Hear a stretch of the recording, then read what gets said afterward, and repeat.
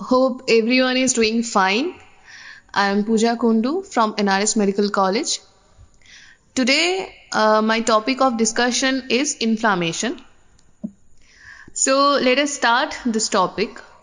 Uh, First, we have to know what are the points to be discussed today. Okay. So, the first one is the definition, then cardinal signs, causes of inflammation, acute and chronic inflammations differences, and then steps of inflammatory response, then recognition of microbes and damage cells, where this recognition part we will discuss about the receptors like toll-like receptors and inflammasome. And then at the seventh point, we will discuss about the sequence of events in acute inflammation. As you all know, in this sequence of events, there are two types of events. One is the vascular changes and another is cellular events. So today in this video, I'll only discuss about the vascular changes. Okay. So let me start this topic with the definition of inflammation. So, what is inflammation? Okay. First, let us know the definition. This definition is from Robbins. Inflammation is a response of vascularized tissues to infections and damaged tissues that brings cells and molecules of host defense from the circulation to the sites where they are needed in order to eliminate the offending agents. As you can see, here is the definition of inflammation. Now let us understand this definition in a diagrammatic manner. Okay. What is inflammation? Inflammation is a type of response. Which type of response? Suppose this is a vascularized tissue. This is a vascularized tissue. Okay. An infection has occurred here at this part. Now what will happen to the next? The vascularized tissue will turn into a damaged tissue. This is the damaged part. And these are the offending agents. As you can see here, these are the offending agents. Now what will happen? From the circulation part, the molecules of host defense will come to this part and will eliminate all the offending agents, which will result into a whole body protective response. So this whole process is known as inflammation. Now, the second point comes where we'll focus on the cardinal signs of inflammation. Okay. The 4 cardinal signs of inflammation was mentioned by Celsus. And also there is a 5th cardinal sign, clinical sign, which is loss of function. Okay. The first, we have to know the 4 main cardinal signs. So what are the cardinal signs? First is rubor, then comes Calor, then tumor and dolor. Okay. Rubor, Calor, tumor and dolor. Now what are the meanings of these points? Rubor means redness. Calor means heat, tumor means edema or swelling, and dolor means pain. Okay. Now, what are the mechanism of the cardinal signs? Rubor, as you can see, the redness at the inflammation site. Why this is occurring? This is happening due to the increased blood flow and stasis. Okay. Then come calor or heat.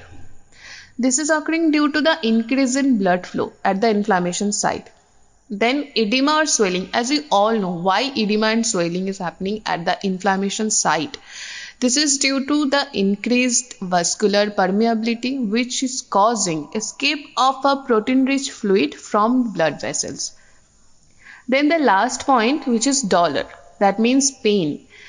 The pain, why we felt pain at the site of inflammation? This is due to chemical mediators. Chemical mediators like prostaglandins and kinins.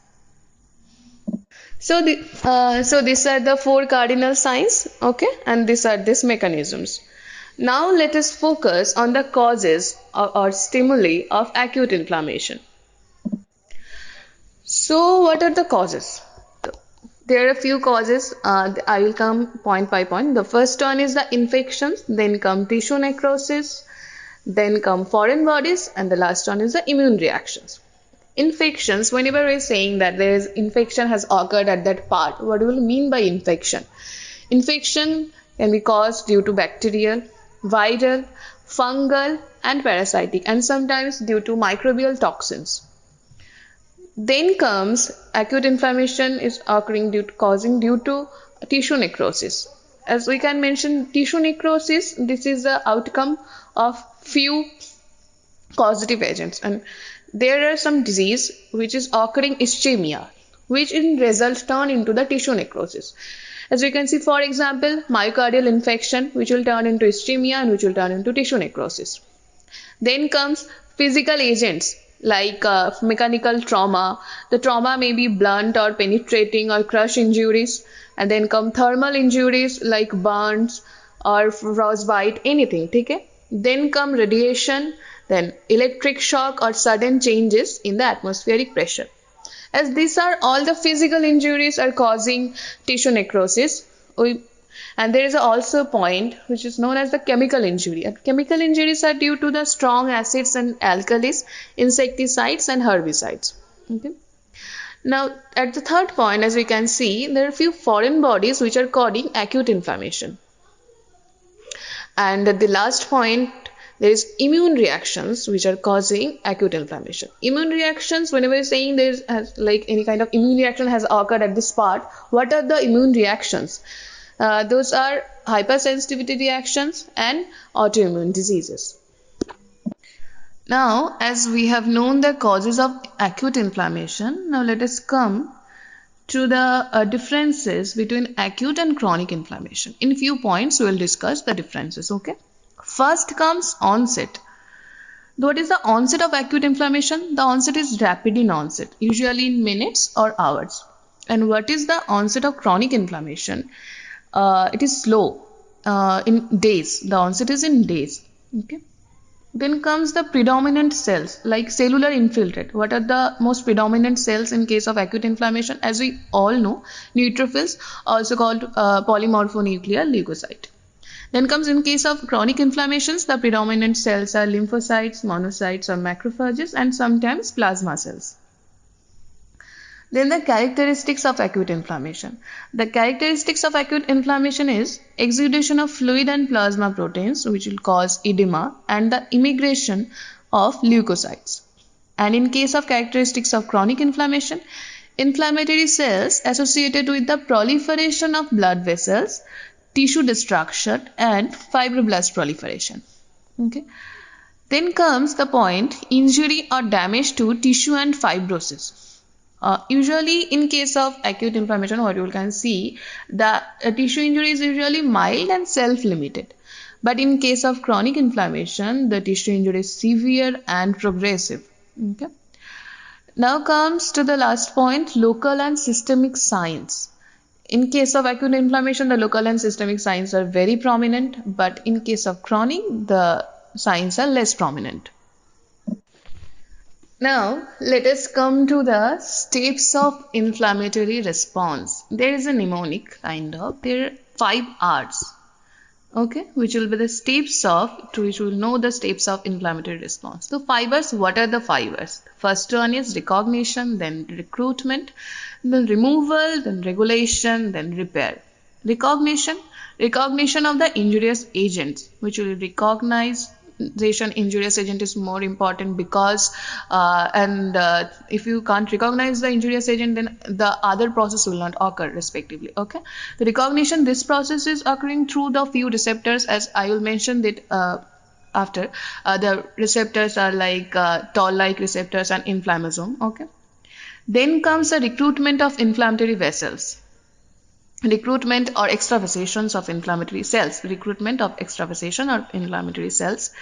And the third point, removal of the injurious agent, then regulation or control of the inflammatory response, and the last one is the repair. So these are the 5 R's of inflammatory response. Now let us come to the recognition of microbes and damaged cells. How the process of recognition and microbes and damaged cells is occurring. Okay, this process is done by cellular receptors and circulatory proteins, and this is the first step. This is the first step in inflammatory response. Okay, so as you all know, the cellular receptors and circulatory proteins are important in this step. What are the cellular receptors are important in this step? The cellular receptors are, as I have mentioned earlier a lot of time, like toll-like receptors and inflammasome. Now we'll discuss about the toll-like receptors. Toll-like receptors, as you can see here, they are present in plasma membrane and endosome. They are microbial sensors, detects lipopolysaccharides and peptidoglycans, mannose-rich oligosaccharides, which are present in the bacteria cell wall, as well as they will detect unmethylated CpG DNA, which are commonly found in many pathogens. Okay. These toll-like receptors basically recognize a specific pattern which are present in the microbial cell wall or microbial body. Okay, so what is that specific pattern? What is they called? The specific pattern are known as PAMPs. Okay, PAMP. So what is the full form of this? Pathogen associated molecular patterns. Okay, so these toll-like receptors will recognize that pattern which are present in the microbial cell. So now this toll-like receptor, as they are recognizing a pattern, okay, we can call this toll-like receptor as PRRS or pattern recognition receptors. As a result, as these receptors are recognizing all these microbes and these patterns, what will occur? We can see there is a production of cytokines and interferons, okay, that will promote lymphocyte activation and immune responses further. Done. Then comes, as we have seen that the cellular receptors, first we have discussed the toll-like receptors. Now we'll focus on the inflammasome. First, we need to know what is inflammasome. Inflammasome, these are the cytosolic receptors activate a multiprotein cytosolic complex called the inflammasome. Okay. These are the basically multiprotein cytosolic complex. Now, as toll-like receptors are gonna recognize microbial like lipopolysaccharide, part of microbial cells like lipopolysaccharide, peptidoglycans. So we are calling toll-like receptors as microbial sensors. Inflammasome will recognize the products of dead cells. They will help in activation of caspase 1 and will stimulate the production of interleukins 1, which is going to help in leukocyte recruitment. Okay. And this leukocyte, as a result, will phagocytose and destroy the dead cells. As I have mentioned that inflammasome are going to recognize products of dead cells, so you may ask me to what are the products of dead cells. If there is a product of DNA, if there is any kind of DNA breakdown, the product will be uric acid. Okay, and ATP are releasing from the damaged mitochondria, and there is a decreased intracellular potassium concentration in case of any cell injury or plasma membrane injury. Okay, so these are the products of dead cell which will be recognized by the inflammasome. There is one more point which is known as autoinflammatory syndromes. So what are the autoinflammatory syndromes? If there is any gain of functional mutations in the cytosolic receptors produce rare disease known as autoinflammatory syndromes, which are characterized by spontaneous inflammation.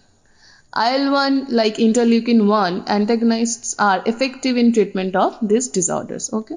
Now, in case of inflammasome, there is some associated disorders. Inflammasome is also responsible for inflammatory reactions to urate crystals, which will cause gout, cholesterol crystals in atherosclerosis, lipids in metabolic syndrome, and obesity-associated diabetes. Okay.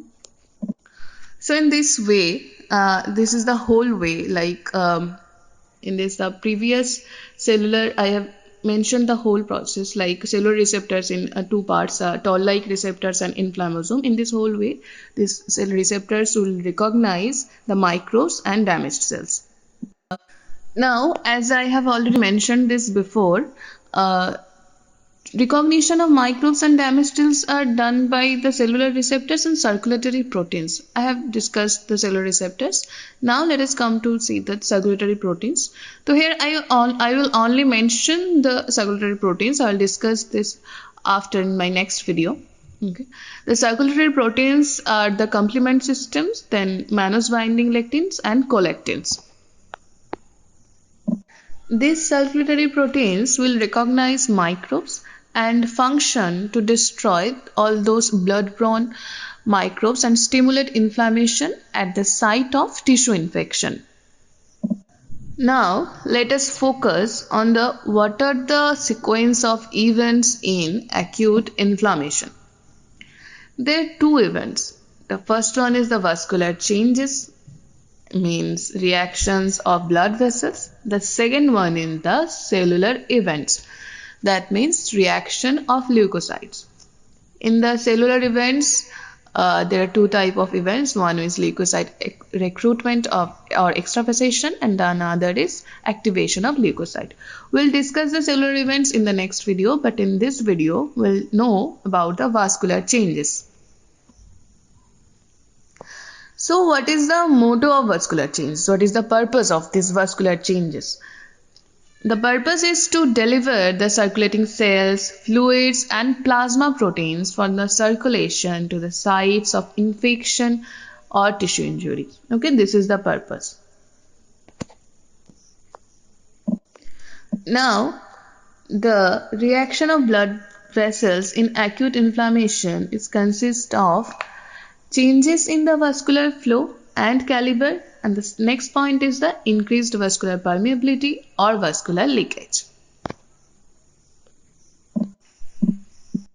So, the first point in the vascular changes is changes in the vascular flow and caliber. We'll see this in a flowchart manner, but I'd like to mention few points. Okay, so what are the changes in the vascular flow and caliber? First one is vasodilatation, second is slowing of blood flow, third one is the stasis. Now let us see this in a flowchart manner. Now, what is exactly occurring in this changing step of vascular flow and caliber? As I have mentioned this before, acute inflammation has two major components. The first one is the reaction of blood vessels or vascular changes. And in that vascular changes part, the first event is occurring is the changes in the vascular flow and caliber. So what are the chemical mediators involved in this process? As you can see here, the chemical mediators involved in this process are histamine, prostaglandins, platelet activation factor and nitric oxide.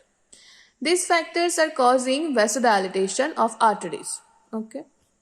As vasodilation is occurring, there comes to the, just look at the third point, this will be increased in the blood flow. This increase in the blood flow will cause heat or redness at the inflammation site. So, this will result in the increase in the heat and redness of the inflammation site. Okay. Now let's see, as there is a vasodilation of arteries, as you can see here, there will be increased in the vascular permeability.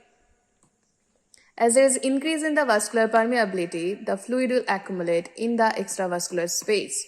Okay, that will result into edema. As a result of these two processes, the increase in heat and redness and the fluid in extravascular space, it will result into the decrease in blood flow, accumulation of RBC, and that will increase the viscosity.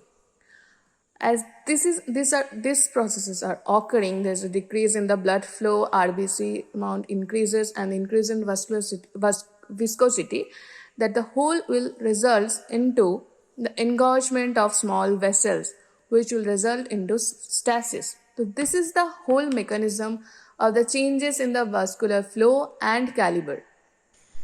As we have discussed the first point of the vascular changes, which is the changes in the vascular flow and caliber. Now let us focus the changes in the vascular permeability or vascular leakage, which has four mechanisms. The first one is the contraction of endothelial cells. Second one is the direct endothelial injury. Third, leukocyte-mediated vascular injury. And the fourth, transcytosis. So let me discuss one by one.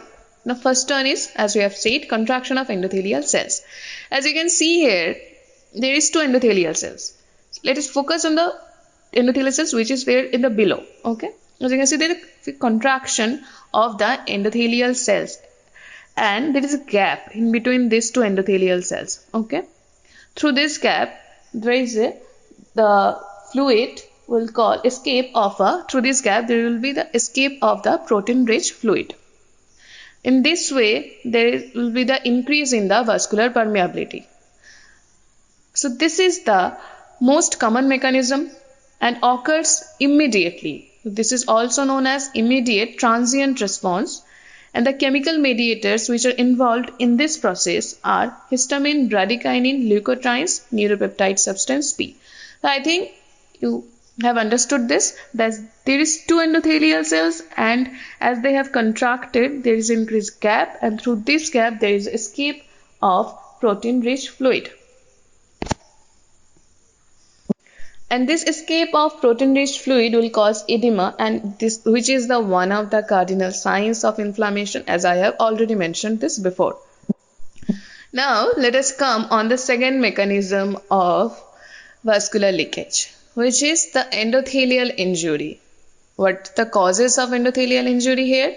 Burns or infections occurs immediately and sustained for several hours until the damage is repaired. So this is also known as sustained response. Now let us focus. As you can see in respect to the previous picture, as you can see here, there is damage in this endothelial cell part. Okay, and through this damage, through this gap, there will be escape of protein rich fluid to the excessive interstitial tissue or body cavities. From this damaged part, body fluid or protein rich fluid will escape from the vessels into the interstitial tissue or body cavities. So this is the mechanism of vascular permeability in this case, or in this endothelial injury case. Okay. Now let us come to the third mechanism, which is endothelial injury due to leukocytes. Mainly neutrophils which adheres to the endothelium during inflammation may themselves injure the endothelial cells. So this is occurring due to the endothelial cells, and there will be a gap in those spaces, and the protein rich fluid will escape from this space, and which will cause the formation of edema. And the last mechanism of vascular leakage is transcytosis.